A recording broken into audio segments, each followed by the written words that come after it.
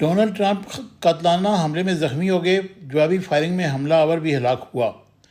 خبر رساں ایجنسی کے مطابق ڈونلڈ ٹرمپ پنسلوینیا میں منعقد ریلی کے شرکاء سے خطاب کے لیے اسٹیج پر موجود تھے۔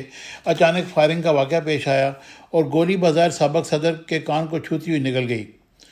ویڈیو میں دیکھا جا سکتا ہے گولیوں کی آواز سنائی دینے کے بعد سابق امریکی صدر نے اپنے دائیں کان کو ہاتھ لگایا اور انتہائی پھرتی سے نیچے جھک گئے۔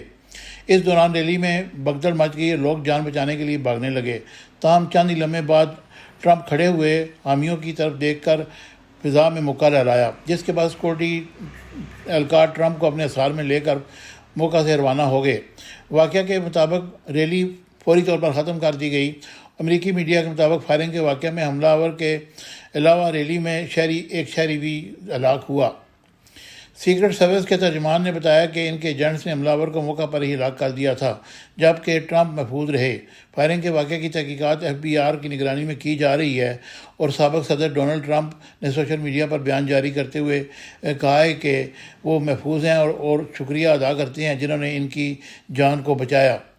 انہوں نے کہا کہ یہ ناقابل یقین ہے کہ ہمارے ملک میں ایسی حرکت ہو سکتی ہے، جبکہ گولی چلانے والے کے بارے میں اس وقت کچھ معلوم نہیں ہو سکا، جوابی فائرنگ میں ہلاک ہو چکا ہے۔ ٹرمپ کا مزید کہنا ہے کہ مجھے فوری طور پر کان میں کچھ محسوس ہوا، مجھے لگا کہ کچھ غلط ہوا ہے، جبکہ بہت سارا خون بھی بہنے لگا۔